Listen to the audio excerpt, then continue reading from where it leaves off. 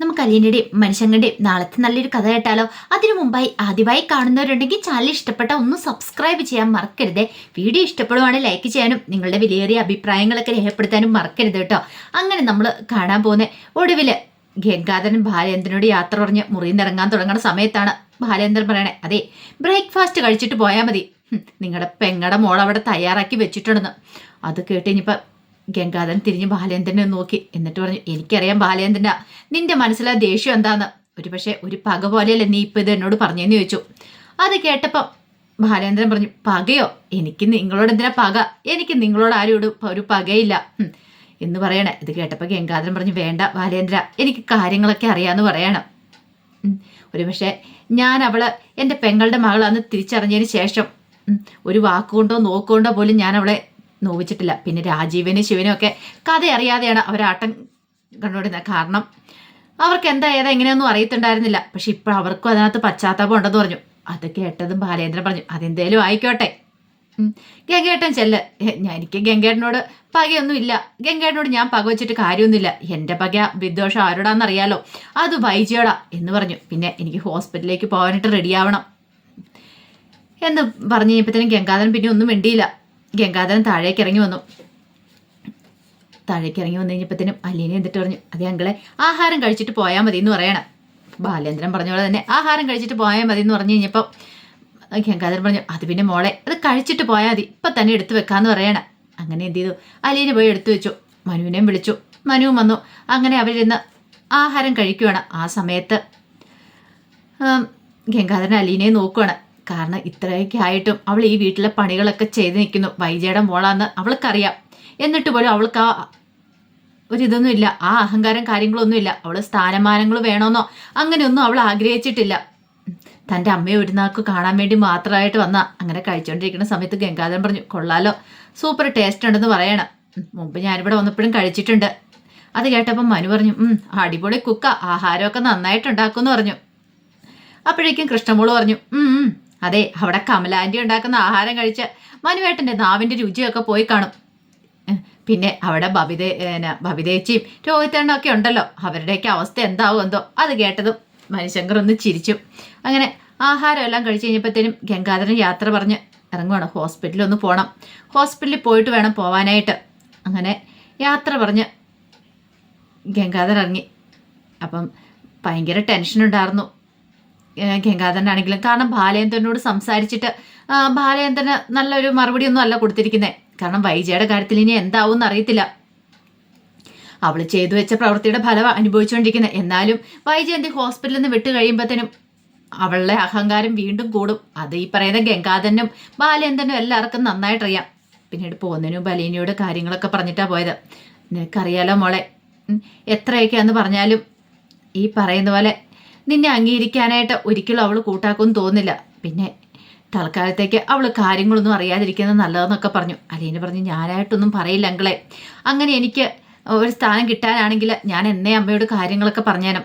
പക്ഷേ എനിക്ക് അങ്ങനെയൊന്നും വേണ്ട, എനിക്ക് എൻ്റെ അമ്മയൊന്നും കാണണം എന്ന് മാത്രമേ ഉണ്ടായിരുന്നുള്ളൂ. അതിനേക്ക് അപ്പുറത്തേക്ക് എനിക്കൊന്നും ഇല്ലയെന്ന് പറഞ്ഞു. ശരി എന്നാൽ പിന്നെ കാണാം എന്നൊക്കെ പറഞ്ഞുകൊണ്ട് അങ്ങനെ ഗംഗാധരൻ ഇറങ്ങി. ഇത്തിരി കഴിഞ്ഞപ്പോഴത്തേനും ബാലേന്ദ്രനും കൂടെ ഹോസ്പിറ്റലിലേക്ക് പോകാൻ ഇറങ്ങുവാണ്. മനുവിനോട് ചോദിച്ചു, നീ എപ്പോഴാ പോണേന്ന് ചോദിച്ചു. മനു പറഞ്ഞു, ഇത്തിരി കഴിയുമ്പോൾ ഞാൻ ഇറങ്ങും മക്കളേന്ന് പറയണം. എന്നാൽ ഞാൻ ഹോസ്പിറ്റലിൽ വരുന്ന് പോയിട്ട് വരാം. വൈജയുടെ കാര്യങ്ങൾ, അവിടെ പൈസ അടയ്ക്കണം, അങ്ങനെ കുറേ കാര്യങ്ങളൊക്കെ ഉണ്ടല്ലോ. അപ്പോൾ ബാലേന്ദ്രൻ അതൊക്കെ നോക്കുന്നത് ഗോവർദ്ധനെ ഏൽപ്പിച്ചിട്ടുണ്ട്. എന്നാലും ബാലേന്ദ്രൻ ഇടയ്ക്കിടയ്ക്ക് പോയി നോക്കും. ബാലേന്ദ്രനെ നോക്കാതിരിക്കാൻ പറ്റില്ല. ഭർത്താവിൻ്റെ സ്ഥാനത്ത് ഇപ്പോഴും ബാലേന്ദ്രൻ തന്നെയാണല്ലോ. തൻ്റെ ഭാര്യ അവിടെ കിടക്കുന്നത്. നാട്ടുകാരുടെ മുന്നിൽ താൻ ഇപ്പോഴും ഭർത്താവാണ്. 2 മുറിയുള്ള കഴിയുന്നെങ്കിലും കുടുംബത്തിൽ പ്രശ്നമുണ്ടെങ്കിലും ആൾക്കാർ നോക്കുമ്പോൾ ബാലേന്ദ്രനാണ് ഭർത്താവ്. അപ്പോൾ ബാലേന്ദ്രനാണ് കാര്യങ്ങളൊക്കെ നോക്കുന്നത് പോലും. അങ്ങനെ ബാലേന്ദ്രനും കൂടെ ഹോസ്പിറ്റലിലേക്ക് പോവാണ്.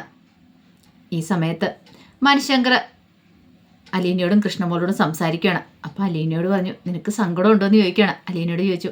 അപ്പോൾ അലീന ചോദിച്ചു, അതെന്താ മനുവേട്ട അങ്ങനെ പറഞ്ഞേ? അല്ല, ഇത്രയൊക്കെ ആയിട്ടും സ്വന്തം അമ്മയാണ് വൈജാൻറ്റി എന്ന് അറിഞ്ഞിട്ടും നിനക്ക് ഇങ്ങനെ ഇത്രമാത്രം ക്രൂരതകളൊക്കെ ആൻറ്റിയുടെ ഭാഗത്തുനിന്ന് ഉണ്ടായല്ലോ. അപ്പോൾ അതൊക്കെ ഓർക്കുമ്പോൾ നിനക്ക് വിഷമമാണെന്നുണ്ടോയെന്ന് ചോദിച്ചു. അലീന പറഞ്ഞു, വിഷമോ? എന്തിനാ ഞാൻ സങ്കടപ്പെടുന്നേ? പക്ഷേ ഇതൊന്നും പ്രതീക്ഷയല്ല ഞാൻ ഇങ്ങോട്ടേക്ക് വന്നേന്ന് പറയണം. പിന്നെ ഞാൻ ഏറ്റവും കൂടുതൽ ആഗ്രഹിച്ച അമ്മ അറിയണം ഞാൻ അമ്മയുടെ മോളാന്നുള്ള കാര്യം. അതെൻ്റെ മനസ്സിൽ ആഗ്രഹമായിരുന്നു. പക്ഷെ അത് മാത്രം നടന്നില്ല.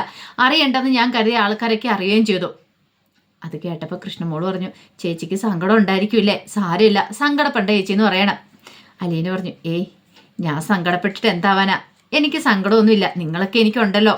എൻ്റെ അമ്മ എന്നെ തിരിച്ചറിഞ്ഞില്ലെങ്കിൽ എന്താ, എനിക്ക് അച്ഛനുണ്ട്, അനുജത്തിയുണ്ട്, മഴയുണ്ടുണ്ട്, എല്ലാവരും ഉണ്ടല്ലോ എന്ന് പറയണം. അത് കേട്ടപ്പോൾ മനുശങ്കർ പറഞ്ഞു, ശരിയാ നീ പറഞ്ഞത്. പക്ഷേങ്കിൽ ആൻറ്റിയുടെ കാര്യം ഒന്ന് ഓർത്ത് വയ്ക്കേ. ഒരു പക്ഷേങ്കിൽ നീ മകളാന്നറിഞ്ഞാലും സ്വന്തം മകളെ അംഗീകരിക്കാനായിട്ട് ആൻറ്റിക്കൊരു ബുദ്ധിമുട്ട് കാണും. ഒരു പക്ഷേ അതറിയുന്ന നിമിഷം ആൻറ്റിയുടെ അവസ്ഥ എന്തായിരിക്കും ഒന്ന് ആലോചിച്ച് നോക്കാൻ പറയണം. അലീന പറഞ്ഞു, അതൊക്കെ എനിക്കറിയാം. അമ്മയുടെ ജീവിതം തകരും, അമ്മയെ തകർന്നു പോകും. അതുകൊണ്ട് ഒരു കാരണവശാലും എൻ്റെ നാവിൽ നിന്ന് അങ്ങനെ ഒരു സത്യം പുറത്തു വരുമല്ല മനുവേട്ട. എൻ്റെ അമ്മയുടെ ജീവിതം തകർക്കാനായിട്ട് എനിക്ക് ഒരുക്കുമല്ല. അമ്മ ഇങ്ങനെ അങ്ങോട്ട് മുന്നോട്ട് പോയിക്കോട്ടെ. ഒരു പക്ഷേ അമ്മയുടെ മകളാണ് ഞാനെന്ന് അറിഞ്ഞിട്ടുണ്ടെങ്കിൽ പിന്നെ അമ്മയുടെ അവസ്ഥ എനിക്ക് ചിന്തിക്കാൻ പറ്റുന്നതിലും അപ്പുറമായിരിക്കും എന്ന് പറഞ്ഞു. അപ്പോഴേക്കും കൃഷ്ണമോള് പറഞ്ഞു, അതെ എനിക്ക് കുറച്ച് പ്രോജക്റ്റ് ചെയ്യാനുണ്ട്, ഞാനങ്ങോട്ട് പോകാമെന്ന് പറഞ്ഞ് കൃഷ്ണമോൾ അങ്ങോട്ട് പോയി. ആ സമയം അലീനയോട് മനുശങ്കർ പറഞ്ഞു, വിഷമിക്കൊന്നും വേണ്ട, എന്തു വന്നാലും പറഞ്ഞാൽ മാത്രം മതി, എന്നോടൊന്ന് വിളിച്ചു പറഞ്ഞാൽ മതി, ഞാനില്ലേ എന്നൊക്കെ പറഞ്ഞ് അലീനയെ സമാധാനിപ്പിക്കുകയാണ്. അപ്പോഴേക്കും അലീന പറഞ്ഞു, ഒരു പക്ഷേങ്കിൽ മനുവേട്ടനൊന്നും ഇല്ലായിരുന്നെങ്കിൽ എൻ്റെ അവസ്ഥ എന്തായി തീർന്നേനം, എനിക്ക് ചിന്തിക്കാൻ പോലും പറ്റില്ലായിരുന്നു.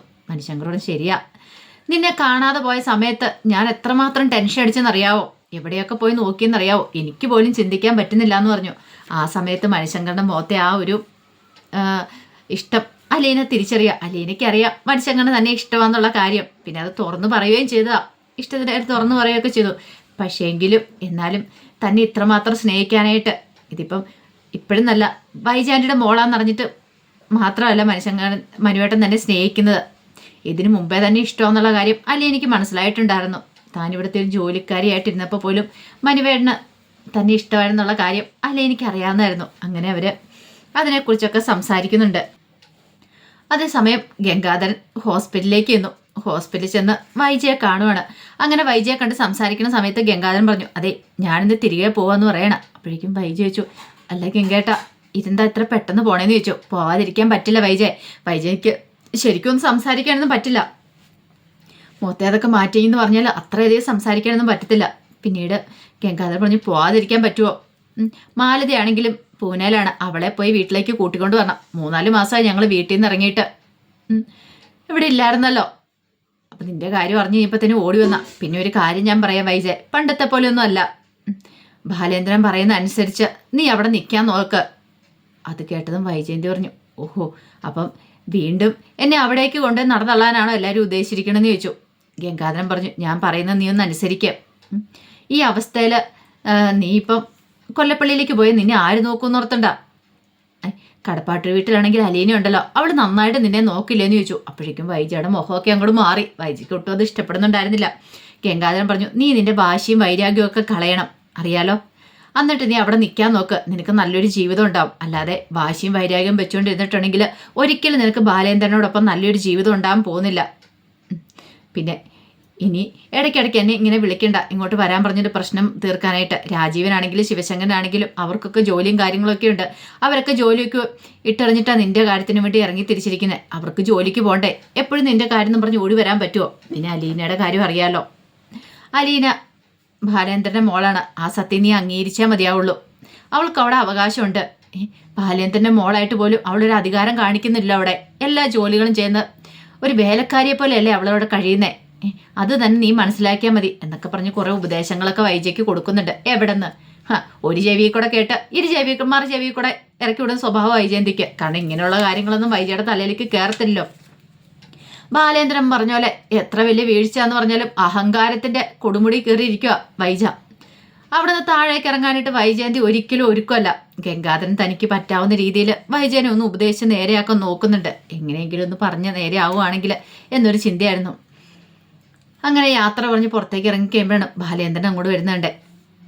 ബാലേന്ദ്രനെ കണ്ടു കഴിഞ്ഞപ്പോഴത്തേനും ഗംഗാധരൻ പറഞ്ഞു, അതെ ഞാൻ ഇറങ്ങിയേക്കുക, വൈജയോട് പറയേണ്ട കാര്യങ്ങളൊക്കെ ഞാൻ പറഞ്ഞിട്ടുണ്ട്, എങ്ങനെയാവും എന്നറിയത്തില്ല. പിന്നെ ബാലേന്ദ്ര അവളോട് ദേഷ്യമൊന്നും തോന്നരുത്, അറിയാലോ. അതെല്ലാം കേട്ട് കഴിഞ്ഞപ്പോൾ ബാലേന്ദ്രൻ പറഞ്ഞു, ഗംഗേട്ടൻ എന്താ വിചാരിച്ചുകൊണ്ടിരിക്കണേ? എനിക്ക് അവളോട് തീർത്താ തീരാത്ത പ്രണയം തോന്നിയിട്ട് ഞാൻ ഇങ്ങോട്ടേക്ക് വന്നാന്നോ? അതുകൊണ്ടൊന്നും അല്ല, അവളോടുള്ള ഇഷ്ടം കൊണ്ടൊന്നും അല്ല ഞാനിവിടെ വന്നേ. ഭർത്താവായി പോയില്ലേ, ഭർത്താവിൻ്റെ ലേബലല്ലേ എനിക്കുള്ളത്. അതുകൊണ്ട് എനിക്ക് കുറച്ച് കാര്യങ്ങൾ ചെയ്യേണ്ടതുണ്ട്. അവളുടെ സുഖവിവരം അന്വേഷിക്കാൻ മാത്രമല്ല, ബില്ലടയ്ക്കണം, അങ്ങനെയുള്ള കുറേ കാര്യങ്ങളൊക്കെ ഉണ്ട്. ഇതൊക്കെ ഞാൻ തന്നെ വേണ്ടേ ചെയ്യാനായിട്ട്. അതുകൊണ്ട് വന്നത് മാത്രം. അല്ലാതെ ഇപ്പം അവളോടുള്ള ഇഷ്ടം മൂത്തുകൊണ്ട് വന്നൊന്നുമല്ല. അത് ഗംഗേടൻ ആദ്യം കരുതണമെന്ന് പറയണം. അത് കേട്ടപ്പം ഗംഗാധരൻ പറഞ്ഞു, ബാലേന്ദ്ര കാര്യമൊക്കെ സംഭവിച്ചു. നിന്റെ മനസ്സിൽ അവളോട് ദേഷ്യമുണ്ടെന്നറിയാം. എന്നാലും നീ അവളുടെ കാര്യങ്ങളൊക്കെ നോക്കുന്നുണ്ട്. അവൾക്കൊരു വയ്യായിക വന്നു കഴിഞ്ഞപ്പോൾ അവളുടെ കാര്യങ്ങളൊക്കെ നോക്കുന്നുണ്ട്. ബാലേന്ദ്രൻ പറഞ്ഞു, നോക്കാതിരിക്കാൻ പറ്റില്ലല്ലോ. ഡിവോഴ്സ് ഒന്നും കഴിഞ്ഞിട്ടില്ലല്ലോ ഞാനും അവളും തമ്മിൽ. എൻ്റെ ഭാര്യയല്ലേ അവള്. അപ്പം എനിക്ക് ചെയ്യാതിരിക്കാൻ പറ്റില്ല. ഭർത്താവിൻ്റെ സ്ഥാനത്തുള്ള എല്ലാ കാര്യങ്ങളും ഞാൻ ചെയ്തു കൊടുക്കും, ഇതുപോലെയുള്ള കാര്യങ്ങളൊക്കെ. പക്ഷെ എൻ്റെ ജീവിതത്തിലേക്ക് അവളെ ഞാൻ കൊണ്ടുവരാൻ പോകുന്നില്ല. നിങ്ങൾക്കറിയാലോ അത്. എനിക്ക് അവളോട് പകയും വൈരാഗ്യവും എൻ്റെ മനസ്സിൽ. അതിങ്ങനെ അതിൻ്റെ മൂർധന്യാവസ്ഥയിൽ എത്തി നിൽക്കുകയാണ്. അതിങ്ങനെ കൂടിക്കൂടി വന്നുകൊണ്ടിരിക്കുക. അതൊന്നും പെട്ടെന്ന് കുറയാൻ പോകുന്നില്ല. അതിന് ഇപ്പം ദൈവം തമ്പുരാൻ വിചാരിക്കണം. അത് കേട്ടതും ഗംഗാധരൻ പറഞ്ഞു, ശരി, ഞാൻ ഇനി കൂടുതലൊന്നും പറയുന്നില്ല എന്നും പറഞ്ഞുകൊണ്ട് ഗംഗാധരൻ അങ്ങോട്ടേക്ക് പോവാണ്. അപ്പോൾ അതിൻ്റെ വിശേഷങ്ങളൊക്കെയാണ് കാണാൻ പോകുന്നത്. ഇനിയിപ്പോൾ അധികം വൈകാതെ തന്നെ വൈജയന്തി ഡിസ്ചാർജ് ആവും. വൈജയന്തി കടപ്പാട്ടൂരിലേക്ക് വരുമോ അതോ കൊല്ലപ്പള്ളി വീട്ടിലേക്ക് പോകാമെന്നറിയത്തില്ല. കൊല്ലപ്പള്ളിയിലേക്ക് പോയാൽ വൈജയന്തിയുടെ കഷ്ടകാലം. വൈജയന്തി അവിടെ കിടന്ന് ചാവുള്ളൂ. കാരണം കമല തിരിഞ്ഞു നോക്കുമോ? കമലയ്ക്കാണ് നോക്കാൻ പറ്റുമോ? കടപ്പാട്ടൂർ വീട്ടിൽ വന്നിട്ടുണ്ടെങ്കിൽ അലീനെ നല്ല ഭംഗിയായിട്ട് നോക്കുകയും ചെയ്യും. അവസാനം വൈജയന്തിക്ക് നല്ല പണി തന്നെ കിട്ടുന്നുണ്ട്. അപ്പം അതിൻ്റെ വിശേഷങ്ങൾക്കായി നമുക്ക് എല്ലാവർക്കും കാത്തിരിക്കാം കേട്ടോ. ഒരിക്കൽ കൂടി എല്ലാവർക്കും ശുഭരാത്രി നേർന്നുകൊണ്ട് നിർത്തുന്നു. നന്ദി.